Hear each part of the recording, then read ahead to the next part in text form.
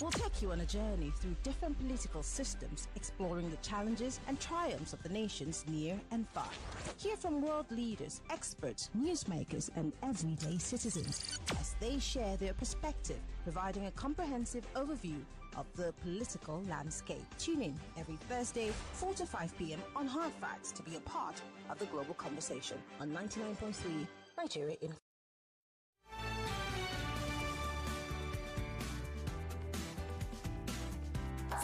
This is Hard Facts. 8 minutes gone past the 4 o'clock hour. You're still listening to the nation's #1 talk news and sports radio station. We're broadcasting live from Lagos, Nigeria. And welcome to Global Review. Every Thursday from 4 to 5 p.m. we take a walk around the African continent. Sometimes go as far as Europe and Asia. And of course, the Americas. But today we're staying in Africa because we want to talk Sudan. And joining me is Leni, who she and I shared a class somewhere in Uganda.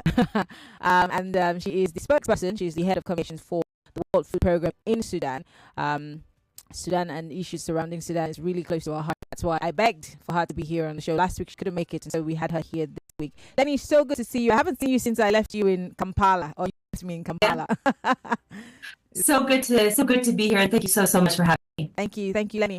I wish we were talking on better circumstances. Unfortunately, we're having to talk about the situation in Sudan. For those who do not necessarily know, there's been a war in Sudan that's never ending. But most importantly, you work for the World Food Program, and your concern is obviously how to get aid, most importantly food, across to the people who are in those war-torn areas. How easy a task has that been for you so far? So it has been extremely difficult, but I'd like to take a step back and just kind of give an overview of the crisis as it currently stands. Sudan is actually the largest humanitarian crisis in the world today, and also the largest hunger crisis. So 1 in 2 Sudanese is facing hunger, 25 million people who do not know where their next meal is going to come from. And that's a huge number of people. That's a population the size of a country like Australia, that literally are struggling to survive because they don't have access to basic things: food, water, shelter. And so in that context, it's and as the war continues, it's extremely difficult to get assistance in, especially into the areas that are hardest hit. Sudan is a very big country, and right now the fighting is concentrated very much around the capital of Khartoum and also in the western Darfur region, where also famine has been confirmed. And so you can imagine we're transporting basic food items like wheat flour, lentils, oil, and salt as emergency assistance, sometimes up to 2,000 kilometers across the country, across different lines of control where conflict is ongoing, where there are multiple checkpoints, where there are, armed groups manning these checkpoints, and then also just the road conditions in and of themselves, where there's a desert that we have to cross. And then in the rainy season, that desert turns into a seasonal riverbed. So these are the challenges that we're facing. And at the meantime, people are just waiting for the assistance to be able to survive. I mean, in many cases, that's the only thing that stands between them and starvation. I'm going to come to some other things, but let's go deeper into what these people need. I mean, you told us about the basic food things that they need, but then for every time there's a war, women and children suffer the most, especially for the women. Sanitation and water is a big issue. How have you been able to support them in this regard? Because I remember talking to one of our pals from Sudan, who was talking about the fact that most of these women and children are raped, especially the females, and a particular woman said she watched her house get burned down, and it took her days to be able to find where to find water or find a place to even just, find shelter. And these are very sad stories that I've seen on the UN refugee websites, which really is heartbreaking. How are you able to help them with, water and sanitation, especially the women and the girls? Yeah, so first of all, I think one point to mention in all of this is this war in Sudan has also led to the largest displacement crisis. Yes. So around 14 million people have fled from their homes and living in different types of conditions, depending. But many are living in communal shelters, in schools, and also in now, IDP settlement camps with tents, etc. And then having crossed into other countries. And so basically the conditions are refugee settlements or IDP settlements. And there are aid agencies that are getting in there with water and sanitation, like UNICEF, like IOM in some cases, where they're setting up, some kind of latrine system. But of course, this is never going to be the same standard of, sanitation, or it's the same access to water that people had before when they were living in their own homes. You can imagine Sudan, the capital, Khartoum, the capital of the country, population of up to 8 million, people had jobs, people had homes, people, really had very vibrant lives there, and that's all been taken away. And so that the situation living in this IDP settlement is going to be really tough. And that's why it's so important that this war ends as quickly as possible so people can return home. For the food that gets to the people, I mean, because you're taking millions and millions of people, and you and I have been to refugee camps in Uganda where you have 80% of the people there are from Sudan. How much food gets to the people, especially with all of the roadblocks and sometimes having to meet some of these armed men and militias? How much food can you actually get to the people, and how many people actually get access to this food, really, in reality? Yeah, so last year, around close to 8 million people received food assistance, food and nutrition assistance. And this is just from WFP alone, from the World Food Program alone. That doesn't include other organizations that are also providing different forms of food assistance, food packages, hot meals, and soup kitchens and things like that. So, 8 million people is quite a big number. And getting it especially to the famine or risk of famine areas. That has been the hardest. But even there, we've supported hundreds of thousands of people in specific sites where famine has been confirmed, and in other risk of famine areas. And this is, that's basically, these are lives that we're saving. These are children that are not dying of malnutrition or starvation. Yeah. I know that you cannot get into politics, but then with America, who is somewhat one of the biggest donors when it comes to, the WHO, the World Food Program, is this going to affect the level of assistance that you give to, especially the people in Sudan?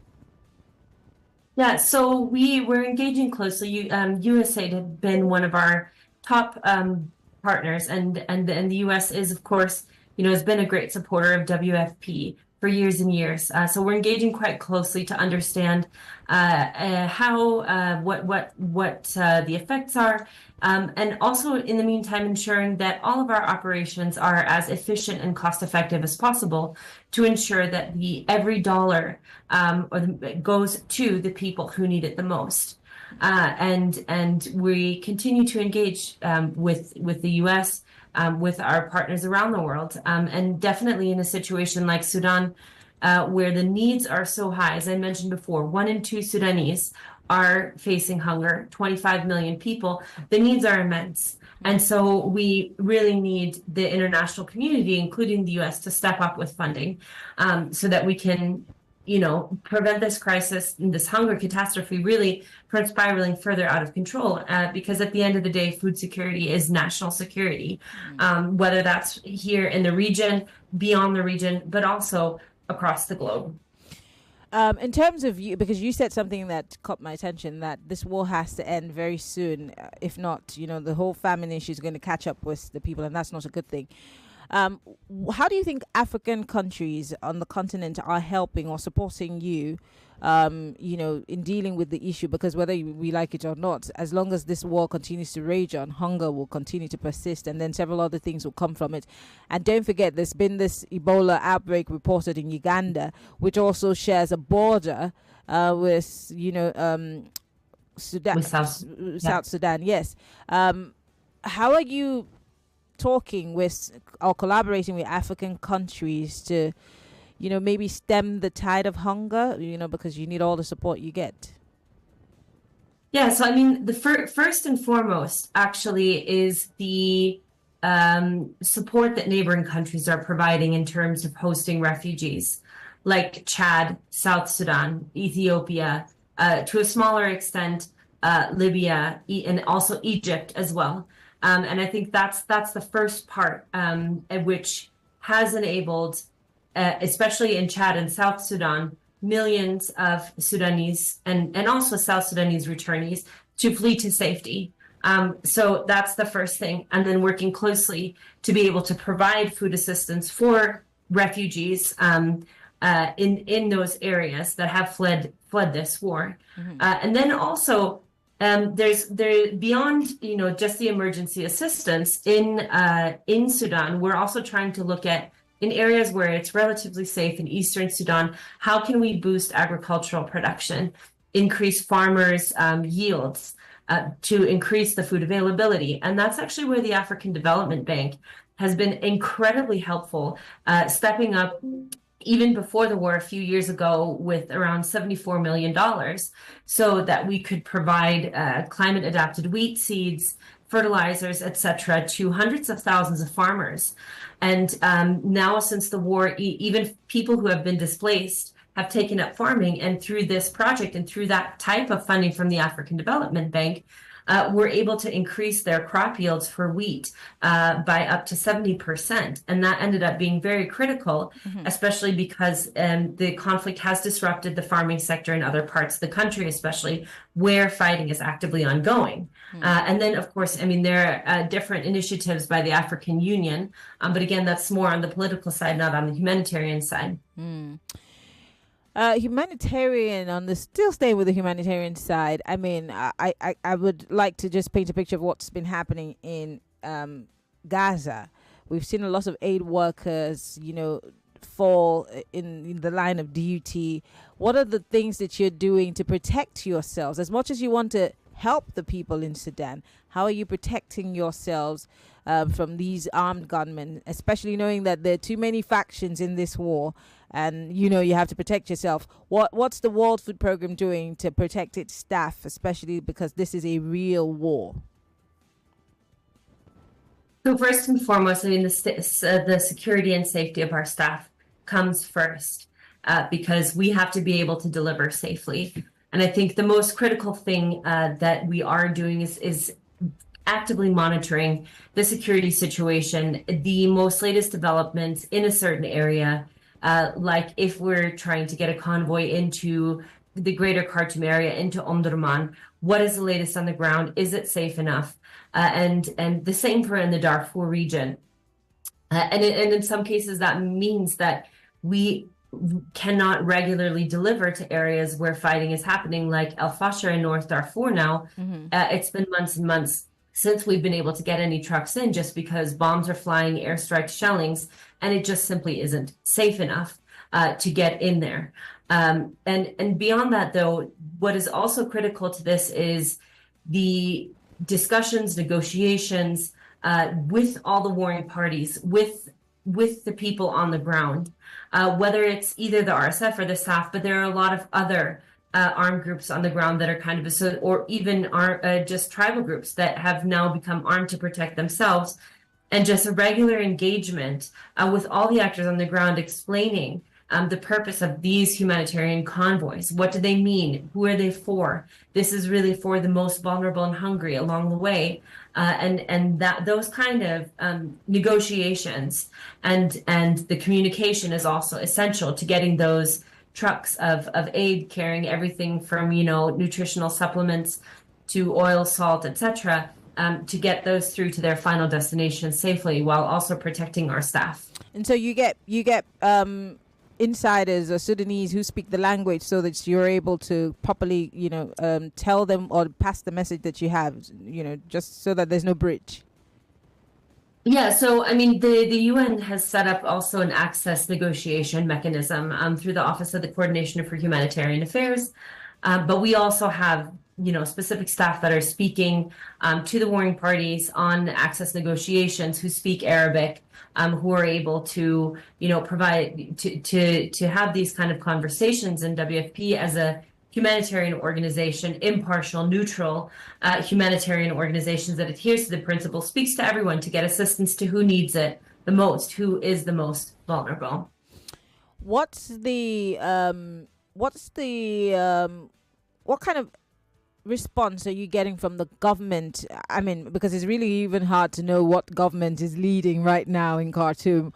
But is there some sort of communication corridor of sorts with the warring parties, especially if you have to go in that direction of Khartoum or, the bigger cities? Yeah, so the government of Sudan is mainly based now in Port Sudan, which is on the Red Sea. And so we interact with the partners there in different ways. We do have to get, clearances and approvals to be able to operate, in Sudan as a sovereign country. And so we do engage, with the Ministry of Foreign Affairs, Humanitarian Aid Commission, Ministry of Agriculture, also, just different Ministry of Social Affairs and Development, to be able to support the Sudanese people and putting the emphasis on that. Now, I want to come back and then put you on the spot because I know that you're a Rotary International Peace Fellow, and you're working with the World Food Programme. So it makes it a really beautiful, a space to put all that you've learned to work. And then when we come back from the break, I want to ask you how that's helped you in negotiating your way through to helping people in Sudan. I know that you've been at this for even before we met. So when we come back from the break, let's talk about how your peace walk is, somewhat walking side by side with World Food Programme. In case you're just joining us, we're talking about the war in Sudan. Leni Kinzli is the head of communications for the World Food Programme in Sudan, and she's been telling us about the really sad situation in Sudan and the fact that there might just be famine somewhere in the fringes, waiting to happen if this war does not come to an end anytime soon. When we come back, we'll let you into the conversation. Also, we're live facebook.com/Nigeria Info FM. We're also live on YouTube, Nigeria Info FM, so you can join the conversation on our live stream. You can call us if you're listening from outside of the country via Skype, where Nigeria Info FM will be right back after these messages.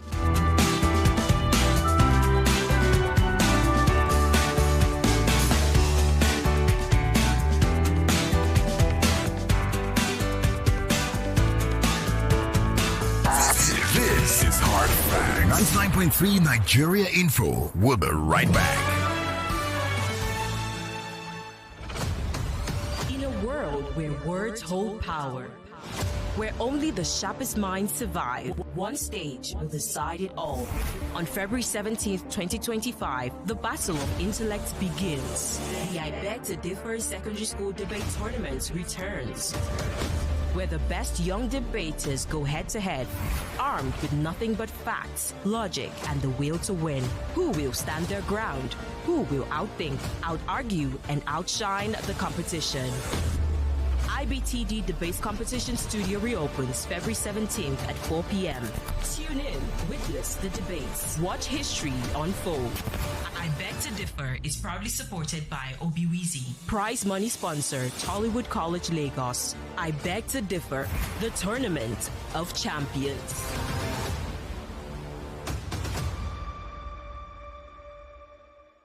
Let me ask you a question. What holds you back when you wake up each morning? Is it the uncertainty of how the day will unfold? And as the day goes on, what makes your heart race? Is it the quiet fear that maybe you're not doing enough? And when it's evening, is it the longing for just a little more time? Whatever it is, remember, challenges don't define you, but how you rise to meet them. Staying connected to your dreams, that's how you break free from limits. Get unlimited data plus up to 6-hour battery backup to keep you connected without interruptions on Airtel 4G 5G Smart Connect. Visit the nearest Airtel shop to find out more. Airtel, a reason to imagine. My kids love tasty snacks, but many snacks are not so good for them. That's why I love the new Milo Anna snacks. We love it, Mom. Yes, it's a delicious snack with the goodness of malt, milk, cocoa, and crunchy Niger grown maize, containing calcium, iron, and fiber. So, pack Milo and snacks in your lunchbox every day to help your kids refuel at break time and keep winning all day. Milo, energy to go further. Milo! In the cooking game, you need a winning game plan. I'm not just talking about your fresh ingredients, utensils, or cooking skills. I'm talking about your choice of seasoning. Your game plan is incomplete without Maggi chicken flavor. Made with a flavorful formation of onions, celery, turmeric, it's the game changer. Elevate the taste of your everyday dishes with delicious rich chicken flavor. Oh yeah, let's go. New Maggi chicken flavor, the game changer. Success is like a big mansion. You only see the magnificent edifice, not the strong foundation that holds it. Likewise, in the world of e-payments, you only see transactions done and funds remitted. But who pioneered these financial technology solutions? Well, you knew it as Value Card, now Unified Payments, Nigeria's premier financial technology service provider. Yes, it starts here. Find out more at www.up-ng.com. Unified Payments. Innovations that work for you. Oh, lunch. Guys, I'm going for lunch. Please, put more stew. Nice meal. My chest. Suffering from heartburn and indigestion? Try Just Eat. Just Eat is a brand of aluminium and magnesium hydroxide and simethicone. Just Eat is available in suspension and tablets. Remedy for heartburn, indigestion, flatulence, and acidity. Just Eat, now available in new packs. If symptoms persist after 3 days, please see your doctor. Read leaflet inside.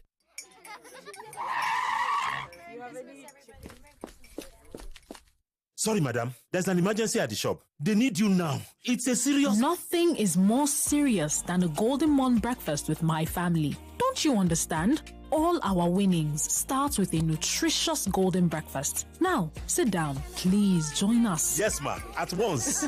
Breakfast is serious business. Handle it with a nutritious Golden Morn. Now with a great new look. Trust Golden Morn to help fuel your family to win every day. Golden Morn. Make every day golden. When you wake up on the wrong side of your bed, you wake up with a bad mood. It could affect your car. Before you know it, when you sleep on the wrong mattress, you'd always wake up on the wrong side of the bed. Sleep good and start your day right with Vitafoam's range of great quality mattresses and furniture. Visit www.vitafoamng.com or any of our authorized distributors nationwide. Vitafoam, the fine art of living. You define better odd. I bet you one play cause over 1.5. I bet you one bet. Say both seem no go score at all. Yeah, we get better payout. No worry, we there for you. Our odd chabura out. In a day for bet baba. We win money, bet baba. Cash out today easy, your bet baba. We get online games for you to play. Oh God, yeah. We get better bonus. Money me no dado. Yeah, na bet baba day so. Cash up no sharp. No darling, no. Welcome to Bet Baba. Register now on betbaba.ng. Not for people under 18. Hello, Mrs. Martins. Yes. Oh, Mrs. Johnson, how may I help you? Junior's body temperature is high, and he's complaining about headaches and body aches. Not to worry. Get Bruston and suspension. Okay, ma. I'll call you back. Bruston and Suspension for Children is a sweet-tasting brand of ibuprofen which provides relief against toothache, pains, and fever in children after 30 minutes. Hello, ma. Oh, Junior, stop that. Is everything okay, Mrs. Johnson? Yes, ma. Junior is fine now. In fact... Junior! Sorry, ma.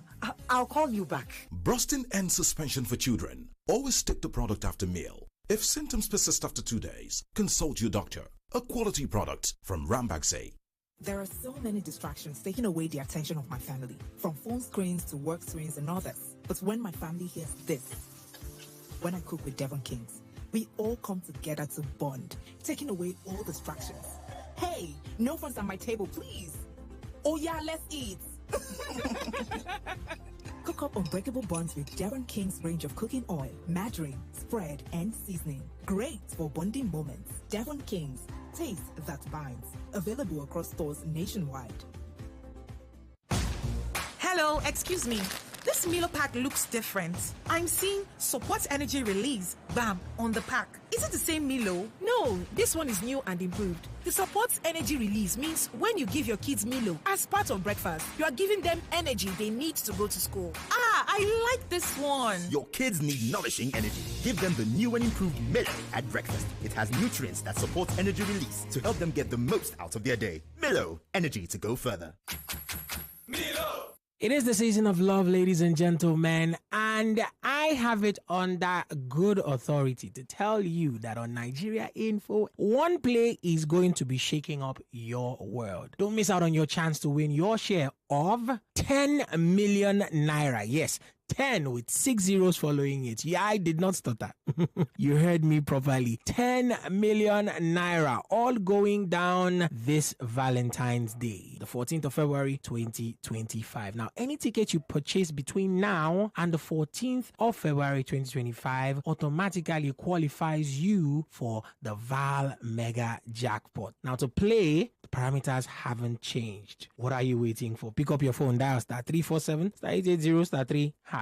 That is star 347 star 880 star 3 hash. Or just go to the website at www.oneplay.ng. Oneplay.ng. Go to www.oneplay.ng. And of course, it will cost you 500 naira per ticket to play this game. You can play as many as 10 times. You can play as little as once. In a few seconds, however, your ticket will be in the draws. Now, the more tickets you purchase, the higher your chances of winning big. Now, Val Mega Jackpot. Whether you play via the website at www.oneplay.ng or you go by way of the USSD code, your chances of winning are pretty much the same. Now, remember to play responsibly and note that this game is only suitable for people who are above the age of 18. One Play is a registered trademark under Lasho Trading Services Limited, licensed by the Lagos State Lotteries and Gaming Commission. We are legit, so start playing and start winning. We're back. We're back. We're back. We're back. We are back.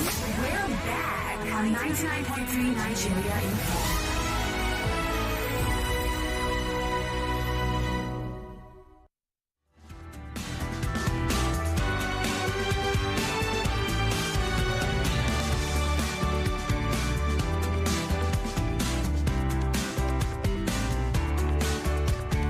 All right, we're back.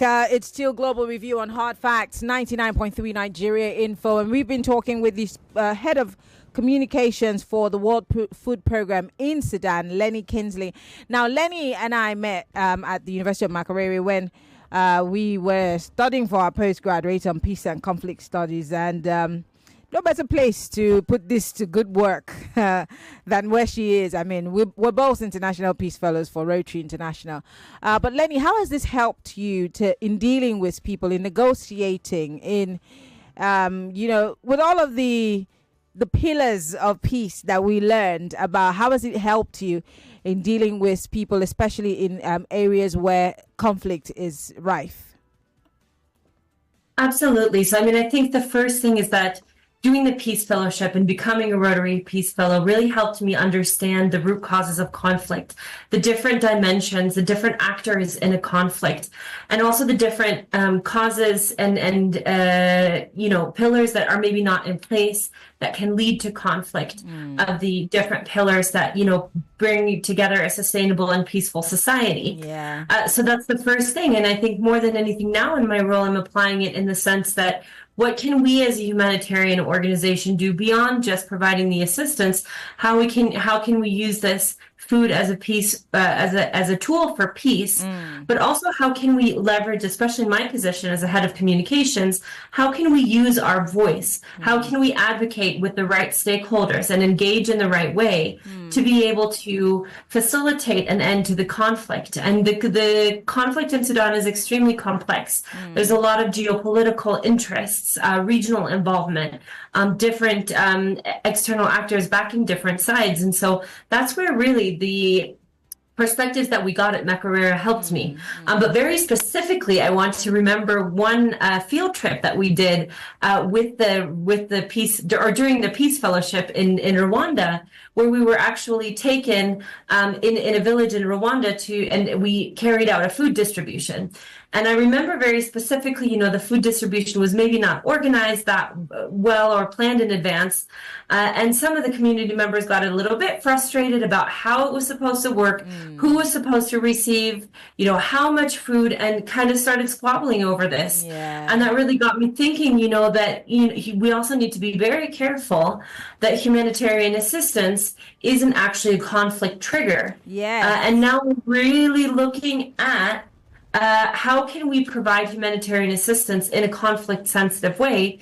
And this is critical also to getting the safe passage and access across Sudan, because, you know, you're crossing areas where everybody's desperate, where people are also suffering. You can't just, you know, pass an area and say, okay, this is not for you. You know, you have to really take into those community and tribal dynamics and everything into it, and that conflict sensitivity that I mentioned. And I really remember that being one of the key takeaways from that field trip is, you know, let's make sure when we're trying to help that we're not actually doing more harm in providing assistance. Love it. I love how you played that out, because, you know, sometimes when these things happen, we're just looking at how do we solve it, but then we're not looking at the bigger picture. And I see how you tied this into your role as, hey, what we intended to be a peace tool is somewhat becoming sparking some sort of conflict. So how do we make sure that we plan and take into consideration that some things that were meant for good might actually become a problem? And this we can see, of course, in many ways, people are trying to help, but then that help, you know, just turns into something else. But I want to bring people in to talk about this issue in Sudan. I must tell you, Sudanese have fled to several parts of Africa, even close to Nigeria. You see them everywhere. They even come into Nigeria. We've seen a couple of them over the years. And this conflict has spanned over so many years. In fact, I was looking at, while I was getting ready for this conversation, I saw that more than 2.6 million people across Sudan, which is more than half of the population, are now experiencing high level of acute food insecurity, which is the IPC phase 3 or above. And this includes 8.1 million emergency conditions, which is for the IPC phase 4, and at least 638,000 people in IPC phase 5, which is the phase of catastrophe, which means that there's almost no hope. And that breaks my heart. That breaks my heart. Lagos, if you're listening, we're talking about the issue in Sudan. Yes, last week we were talking about what's happening in the DRC. But then, of course, most importantly, food and water is something that man cannot live without. Some parts of Sudan might just be facing some sort of famine if care is not taken. Just like Leni said, if this war, something is not done about it, the people who are supposed to go to the farms may not be able to have access. No markets is going to work. And the case is just going to be getting worse and worse. How do we, as Africans, join our voices to get, the people of Sudan some sort of the warring faction, some sort of clarity, or to come to some sort of compromise, like we have in Israel and Palestine, where there's some sort of ceasefire, and then people are considering a two-state solution. What must give in Sudan for some semblance of peace to take hold? Well, let's talk, Lagos. The phone lines are open, 0201-465-7190. We're live on YouTube, Nigeria Info FM, and on Facebook, Nigeria Info FM. Post your comment. If you have questions, Leni is on hand to respond to you, so join the conversation. 0201-465-7190. You could join the conversation also on WhatsApp. It's 08095975 805. Yes, there's insecurity everywhere. There's insecurity in Nigeria. There's insecurity in the DRC. There's insecurity in Cameroon, the Anglophone part of Cameroon. There's insecurity in several parts of Africa. But what do we do about the situation in Sudan, and how can we use our voices and make sure that there is some sort of semblance of peace? Now, in terms of agriculture, Leni, before I start taking those calls, in terms of agriculture, has there been an inroad into helping some of these farmers? You know, I know that you talked about seedlings, but how many people are even willing to go into their farms if it's not even safe? So the people who are displaced from Khartoum and other farming regions, and the east of the country is relatively safe. Okay. The states in around Port Sudan, Kassala, Gadaref, River Nile, northern states. So there are relatively safe areas. And people who fled from their homes then, reached another place further east where it's safer and did take up farming. And I think that's one area that certainly can be supported is, first of all, boosting the agricultural productivity, especially for Sudanese smallholder farmers to ensure that they also get the profit from it, and helping them gain access to markets so that they're selling. And that will also help reduce the food prices, because this conflict has also, driven the economic crisis even further, and high rates of inflation, and also skyrocketing food prices. So that's what I would say is, supporting smallholder farmers, small scale farming in areas where it is safe is definitely critical to drive the food prices down. Okay, let's take a few calls. Hello, welcome to Global Review. Hi, Maryann. Yes, good evening. Yeah, good evening. That which is my name. Go ahead. I greet your guests. Well, I wish peace will return to Sudan, because of the innocent ones. War is not the best. But when your guests people lack food and water, I want to understand, does it mean that there are no humanitarian aid, no support, from walks of life coming, or does it mean that the warring parties, they hijack this from coming? I want to know, please. Okay, great question. So, of course, the World Food Program is there to help in a humanitarian way, to provide some food, but then they can't do it all on their own. So he's asking, why is there not enough food, access to food and water in Sudan? So there's not enough access to food and water because of the ongoing conflict. So the conflict has disrupted major infrastructure and supply chains, roads to transport food from location A to location B, and especially in areas you can imagine. Let's say, just imagine Abuja, for example, and it's in the middle of a war. The two warring parties are fighting for the control of it. Bombs are flying. It's surrounded. It's impossible, and to get anything in or anything out. Very difficult for people to leave because, let's say, it's besieged. And so that's the situation, and that's why it's difficult to get aid to some of these areas. And this also leads to, because so many parts of the country have also been affected by the war, especially the planting areas. There is a specific area in Sudan south of the capital, Khartoum, where normally they would produce like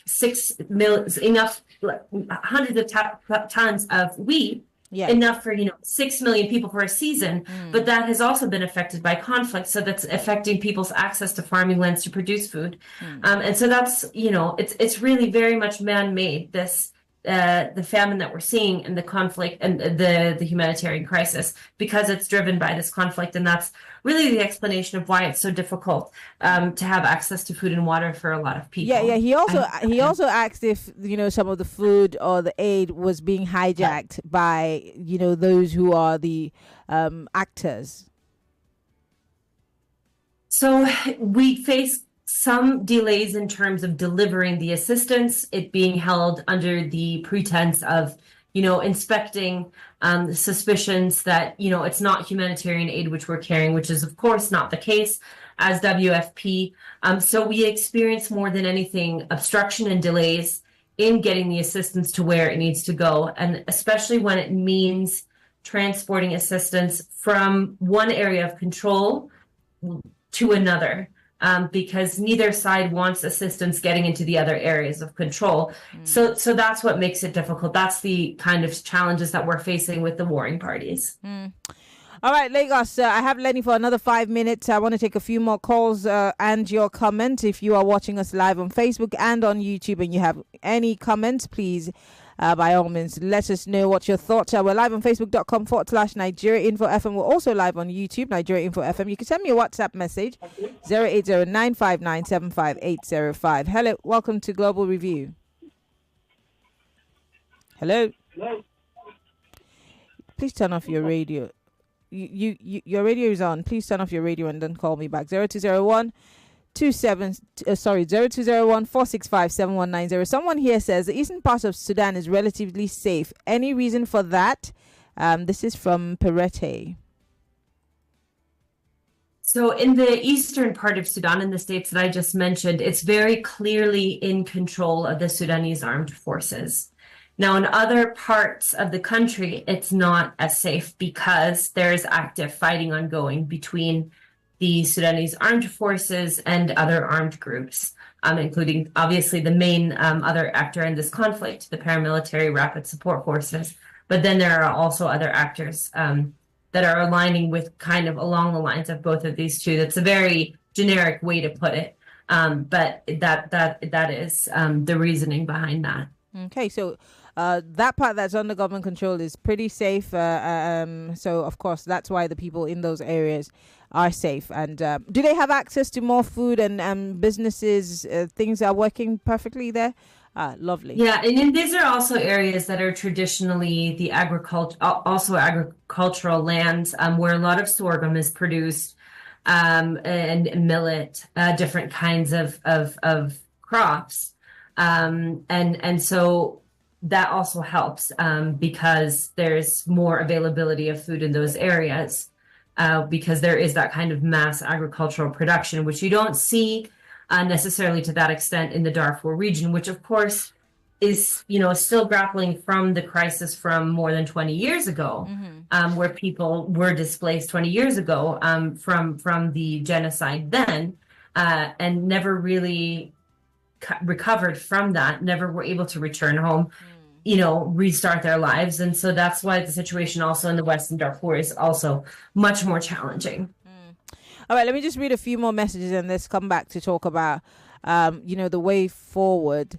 Okay, while I try to get those messages out, what is the way forward? Sincerely, I mean, I know that, of course, it's for the warring parties to come together. But from what you've been monitoring, has there been any... because I know that there are several people who have tried to wade into this matter, several countries who have tried to mediate on this Darfur on the Sudan crisis. Is there any hope from what you see, and this is just your layman's view, that there will be some sort of compromise or a ceasefire, at least for the people in the affected areas, to get some sort of some level of respite? I mean, I think there always has to be hope. And more than anything, the Sudanese people still hold on to that hope, are still dreaming of, can I return home, when they can return home to their homes in Khartoum, in different places.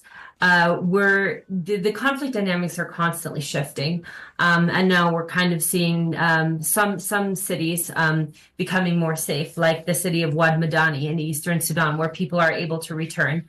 And I think the hope is in the sense that at some point, first of all, there's an exhaustion that you feel in the country when you're there of this war, that it will push the warring parties eventually to come to the negotiation table.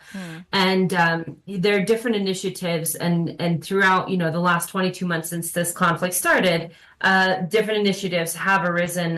Through the U.S. Special Envoy their initiative, the Secretary General of the United Nations appointed a personal envoy for the Sudan crisis.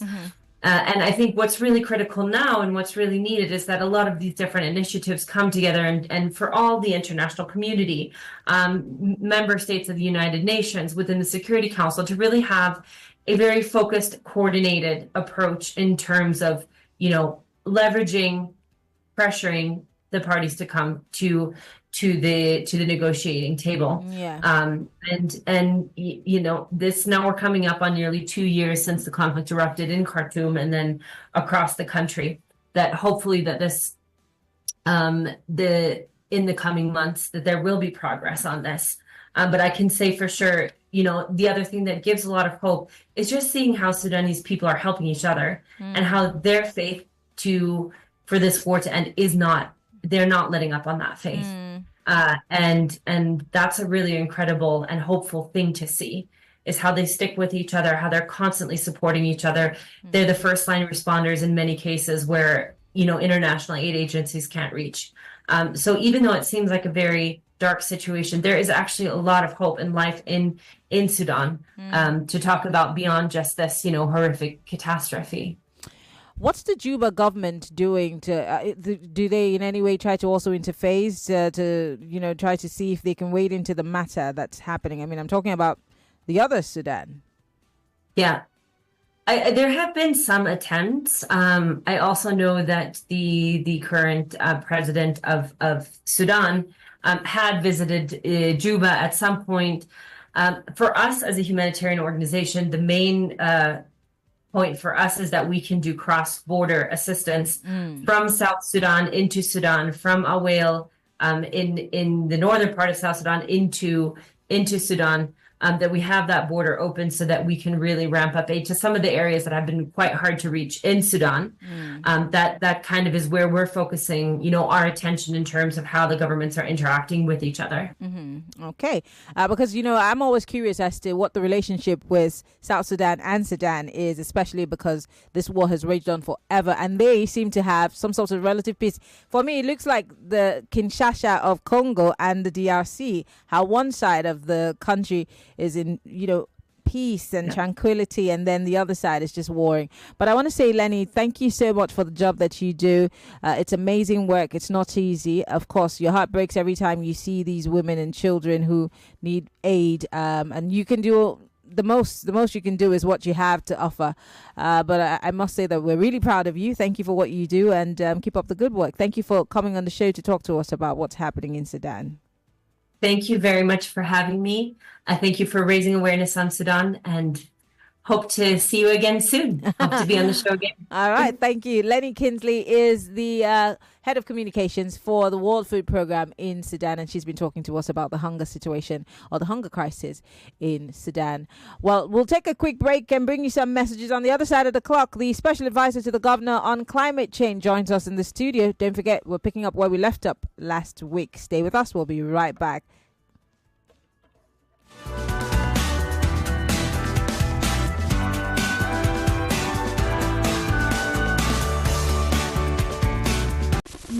.3 Nigeria Info. We are more than just radio. Subscribe to our YouTube channel at Nigeria Info FM. Check us out on Facebook at Nigeria Info 99.3. Follow us on Twitter at Nigeria Info FM and on Instagram at Nigeria Info FM Lagos for live updates as it happens. 99.3 Nigeria Info. Let's talk.